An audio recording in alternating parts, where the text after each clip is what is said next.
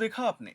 अब इस तस्वीर को भी ध्यान से देखिए और समझने की कोशिश करिए। एक आदमी अपने कंधे पर इंसानी कंकाल लेकर बैंक की ओर बढ़ रहा है। पहली नजर में यह दृश्य किसी फिल्म का हिस्सा लग सकता है, लेकिन यह हकीकत है। एक ऐसी हकीकत जो सिर्फ हैरान नहीं करती बल्कि हमारी व्यवस्था पर गंभीर सवाल भी खड़े करती है। उड़ीसा के केओंझर जिले से सामने आई ये घटना एक ऐसे गरीब आदिवासी भाई की मजबूरी को दिखाती है, जिसे अपनी मृत बहन के खाते से सिर्फ 20,000 रुपए निकालने के लिए यह कदम उठाना पड़ा, जिसकी कल्पना भी हम और आप नहीं कर सकते। ये कहानी है जीतू मुंडा की, जो उड़ीसा के डियानाली गांव का रहने वाला है। जीतू पढ़ा लिखा नहीं है। जीतू को बैंकिंग प्रक्रिया नहीं समझ में आती, बैंक समझ में नहीं आता और कानूनी नियमों से वो पूरी तरीके से वंचित है। उसकी बड़ी बहन कालरा मुंडा की मौत 26 जनवरी 2026 को हो चुकी थी। बहन के बैंक खाते में कुछ जमा पैसे थे, जो परिवार की आर्थिक स्थिति को देखते हुए बेहद जरूरी थे। लेकिन समस्या यह थी कि खाते में दर्ज नॉमिनी यानी बहन के पति और बेटे की भी मौत हो चुकी थी। ऐसे में जीतू ही एकमात्र उस पैसे का दावेदार था। उसने कई बार बैंक जाकर कर्मचारियों से पैसे निकालने की गुहार लगाई, लेकिन हर बार उसे यही कहा गया कि जिसका खाता है उसे लेकर के आओ, जिसका बैंक अकाउंट है उसे लेकर के आओ। अब सोचिए, जिस बहन की मौत हो चुकी है उसे कोई भाई बैंक कैसे लेकर के आए? लेकिन कोई व्यवस्था किसी गरीब और अनपढ़ इंसान की बात समझने की बजाय सिर्फ नियमों की भाषा बोलती है। तब मजबूरी कई बार इंसान से ऐसे फैसले करवा देती है जो पूरी तरीके से समाज को झकझोर देते हैं। जीतू ने भी यही किया। वो अपनी बहन की कब्र पर गया, कब्र खोदी, बहन के अवशेष निकाले, कंकाल को अपने कंधे पर रखा और करीब 3 किलोमीटर पैदल चलकर बैंक पहुंच गया। ये दृश्य जितना दर्दनाक था, उतनी ही व्यवस्था की संवेदनहीनता का प्रतीक भी था। जब जीतू बैंक पहुंचा और बरामदे में अपनी बहन का कंकाल रख दिया, तो वहां अफरा तफरी मच गई। कर्मचारी घबरा गए, लोग हैरान रह गए और तुरंत पुलिस को बुलाया गया। लेकिन जांच में यह सामने आया कि जीतू की मंशा किसी तरह का हंगामा करना नहीं था। वो सिर्फ अपनी बहन के 20,000 रुपए निकालना चाहता था, जिन पर उसका अधिकार है। उसे यह नहीं पता था कि कानूनी वारिस के रूप में दावा कैसे किया जाता है, कौन से दस्तावेज लगते हैं या बैंकिंग प्रक्रिया क्या होती है। पुलिस और प्रशासन ने बाद में उसे पूरी प्रक्रिया समझाई और यह भरोसा दिया कि उसकी बहन के खाते से रकम निकलवाने में मदद की जाएगी। इसके बाद बहन के अवशेषों को दोबारा सम्मान पूर्वक जीतू अपने कंधे पर लेके गया और उसे दफनाया गया। लेकिन इस घटना ने एक बड़ा सवाल खड़ा कर दिया है। ये सब टाला नहीं जा सकता। अगर बैंक कर्मचारी शुरू से ही जीतू की सही से सहायता करते, उसे जानकारी देते, उसे संवेदनशीलता के साथ प्रक्रिया समझाते, तो क्या उसे अपनी बहन की कब्र तक खोदनी पड़ती?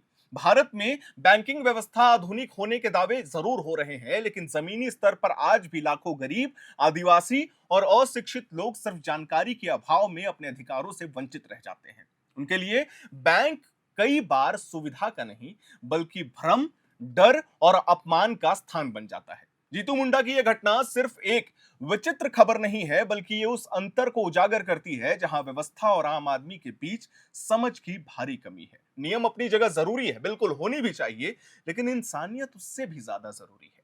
जब एक भाई को अपनी मृत बहन का कंकाल लेकर बैंक जाना पड़े, तो ये सिर्फ उसकी मजबूरी नहीं, बल्कि सिस्टम की सबसे बड़ी विफलता बन जाती है। शायद आप भी ये बात मानेंगे। ये घटना हमें ये सोचने पर मजबूर करती है कि विकास सिर्फ तकनीक, डिजिटलीकरण और योजनाओं से नहीं होता।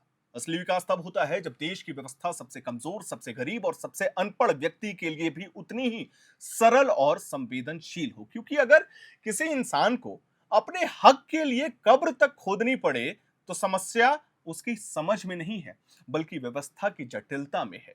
उड़ीसा के क्योंझर से आई ये तस्वीर पूरे देश के लिए एक चेतावनी है। अगर सिस्टम गरीबों और आदिवासियों के लिए संवेदनशील नहीं बना, तो ऐसी घटनाएं सिर्फ खबरें नहीं रहेंगी, बल्कि हमारे सामाजिक ढांचे की कठोर सच्चाई बनती जाएंगी। जीतू मुंडा कानून नहीं जानता था, बदन पर कपड़े नहीं थे, लेकिन वो अपनी बहन के अधिकार की कीमत जरूर समझता था। और शायद यही वजह थी कि उसकी ये कहानी आज पूरे देश को भीतर तक कहीं ना कहीं झकझोर रही है।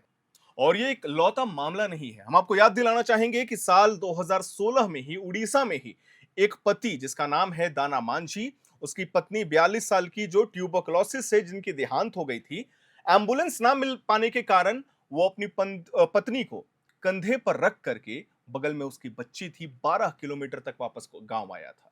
आप सोचिए कि कोई मरीज की मौत हो चुकी है और उसी का पति और बगल में उसकी बेटी खड़ी है और उस कंधे पर 12 किलोमीटर तक उसी बॉडी को लेकर के घर तक लौटना। और ये हर जगह का मामला है। छत्तीसगढ़ से भी कई ऐसे खबरें आई हैं जहां पे कुछ पैसों के लिए कब्र खोद दिए जाते हैं, आदिवासी समाज को प्रताड़ित किया जाता है, उन्हें अजीब नजरों से देखा जाता है, हीन भावना से देखा जाता है, क्योंकि समस्या पता है क्या है? देश बढ़ रहा है, हम ये बात मानते हैं। देश नए टेक्नोलॉजीज यूज कर रहा है, हम ये बात मानते हैं। लेकिन वो जीतू मुंडा के लिए 20,000 रुपए कितनी बड़ी रकम होगी, आप इसका अंदाजा नहीं लगा सकते हैं। वो 20,000 रुपए शायद उसके जीवन की सबसे बड़ी रकम होगी। वो बार बार बैंक जाता रहा, कर्मचारियों से पूछता रहा कि मैं नॉमिनी नहीं हूं। लेकिन जो नॉमिनी थी, यानी कि उसकी बहन के जो पति थे और उसका बेटा जो था, उसका मृत्यु हो चुका था, वो नहीं थे इस दुनिया में। तो असली हकदार अब जीतू मुंडा ही था। वो कई बार बैंक गया और ये ऑन रिकॉर्ड्स उन्होंने कहा है कि हम कितनी बार बैंक जाते थे, लेकिन कहा जाता था कि जिसका बैंक खाता है उसको लेकर के आओ। अब जीतू मुंडा कहते थे कि वो नहीं है इस दुनिया में। 26 जनवरी 2026 को उनकी मृत्यु हो चुकी है, यानी कि जीतू मुंडा की बहन की मृत्यु हो चुकी है। अब कैसे होगा? अब क्या होगा? सोचिए कितना मजबूर होगा वो भाई। किस तरीके से अपनी बहन को कंधे में रख करके 3 किलोमीटर जाना, बैंक के बरामदे में बैठना और ये कहना कि अब तो हम ले आए हैं, जिसका खाता था उसे हम ले आए हैं, अब हमें पैसे दे दीजिए। ये कितनी अजीब बात है। किस तरीके से आज भी हमारे देश में कई ऐसे वर्ग हैं, कई ऐसे लोग हैं, कई ऐसे जगहें हैं जहां पे लोग आज भी बेसिक बैंकिंग सुविधाओं को नहीं समझ पा रहे हैं। और गलती उनकी नहीं है, गलती उनकी नहीं है। वो एक बात कहा गया है ना कि हमारे देश की आबादी सबसे बड़ी चुनौती है हमारे लिए। पूरे देश को शिक्षित करना, उन्हें पढ़ाना लिखाना, नियम कानून समझाना समय लगता है। और शायद यही कारण है कि जीतू मुंडा ने ये कदम उठाया। लेकिन ये जीतू मुंडा की गलती नहीं है। सवाल उन कर्मचारियों पर उठने चाहिए जो बार बार जीतू मुंडा को वहां से भगा दिया करते थे। सवाल उस बैंकिंग सिस्टम पे उठने चाहिए जो इतनी सरल प्रक्रिया को इतना जटिल बना रहे थे। सवाल उन लोगों पे भी उठना चाहिए जो लोग बस देखते थे।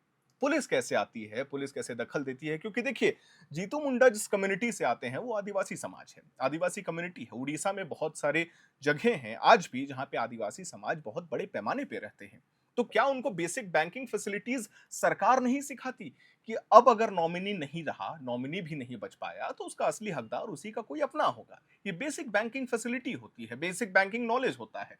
क्या जरूरत थी उन अधिकारियों को, कर्मचारियों को, जो बार बार उसके जाने पर भी उसे वहां से भगा दिया करते थे और ये कहते थे कि अपनी बहन को लेकर के आओ, जिसका खाता है उसको लेकर के आओ। खैर, इस पूरी प्रतिक्रिया को लेकर के आप क्या सोचते हैं? आपकी क्या राय है? ये हमें कमेंट बॉक्स में जरूर बताइएगा। मैं उम्मीद करता हूं आज की हमारी ये जानकारी और रिपोर्ट आपको पसंद आई होगी। इसी तरीके की और डिटेल्ड रिपोर्ट्स के लिए एयर नाउ को लाइक करें, शेयर करें, हमारे चैनल को सब्सक्राइब करें। कैमरे के पीछे मौजूद है मेरे सहयोगी अभिषेक मुकुंद। मेरा नाम है हर्षित और आप देख रहे हैं एयर नाउ।